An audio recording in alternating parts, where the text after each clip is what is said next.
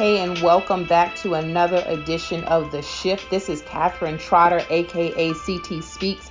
Today, we are going to be talking about giving thanks. We know this is the week of Thanksgiving. And again, there's different views around this holiday season, but more importantly, what I want to drive the message on this episode, on this segment, is that no matter what you've gone through in your life, that you ought to give thanks. It doesn't have to be in November. It could be December, January. It could be all throughout the year. So I just want us to pause, and I want us to think about how we are to give thanks despite opposition, give thanks despite the mountain that we may be facing, give thanks despite, things may not have all come together how you wanted to see it, but you're still standing, you're still here, you're still in your right mind, right? So we have to give thanks all year long. But specifically, I want to encourage someone. For those that may not know, I have a brother that's autistic. There may be someone in the community that is going to be forgotten this season because they have some type of challenge or society views them as different and unwanted. So I want to encourage you, if you cook a meal for them, take it to them, or pick up a meal, take it to them, or give them words of inspiration or something to let them know that they are not forgotten. This segment about giving thanks is not just about you and what you've gone through. However, it is about how you can bless someone else so they can continue to move forward and make it to another level in their life. I know I've been through hurdles, ups, downs, challenges, peaks and valleys, right? And one of the things that I've often tried to do for myself when I'm in a valley season of my life, I try to see who can I pour into, who can I bless, who can I help.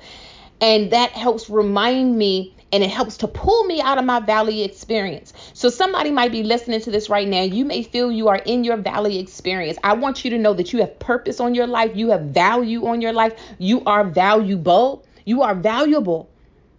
Don't allow anyone to throw you to the side. Don't allow anyone to cast you out. Don't allow anyone to second guess your purpose, your calling, your talent that is on your life.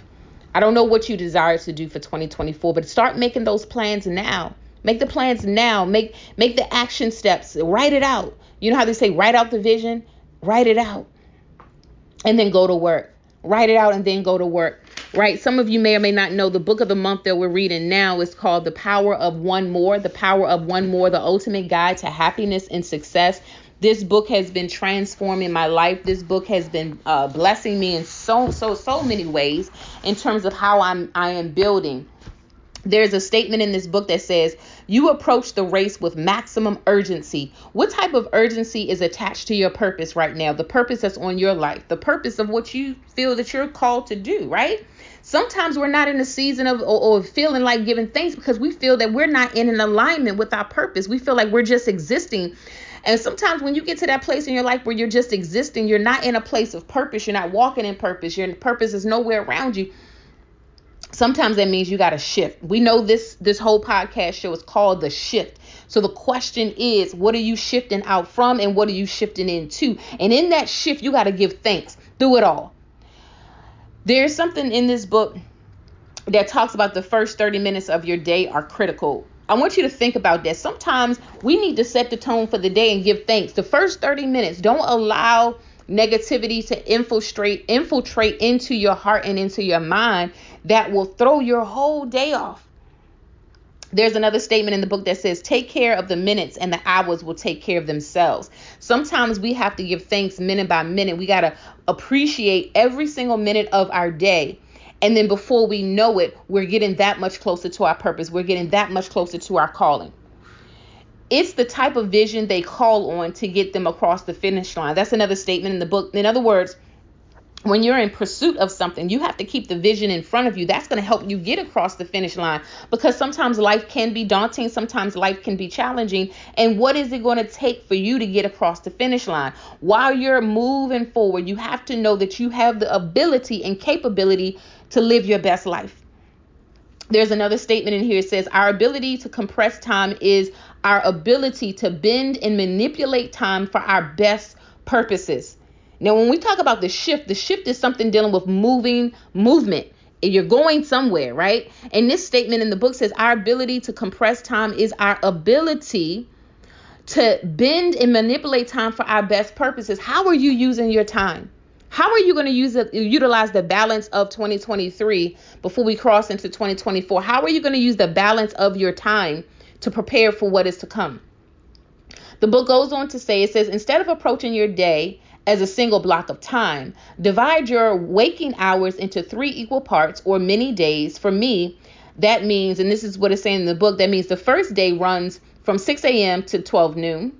My second day runs from 12 noon to 6 p.m. My third day is from 6 p.m. to midnight. While you're living 7 days in a week, I'm living 21 days in a week. And then again, this book is authored by Ed Milet. That is how he structures his day, so he can maximize his opportunities. How do you want to maximize your opportunities? You don't have to structure it that way. That's just what he is doing. But what you have to do is figure out what's going to work for you. What is it that's going to work for you? What is it that's going to trigger you into your purpose, right? That's going to help push you into your purpose and not detract you from your purpose. There's another statement in the book that says, when you empty yourself, you create room for new experiences, goals, and efforts. It says, empty your cup so that it may be filled. What in your cup do you need to empty out? I want you to think about that. Sometimes we're not giving thanks because we feel there's so much blockage in our way. You can be the architect. And you can remove all that blockage out of the way. And you can release anything that's no longer serving you. You can let it go. You can chart a new path. You can chart a new course. You don't have to stay stuck. You don't have to stay there any longer. Purpose is on your life. Purpose is ahead of you. But as it says in the book, empty your cup so that it may be filled. Some are saying, I have nothing to give thanks for. So many things going on. Sometimes you have to empty anger so love can be filled back in your cup.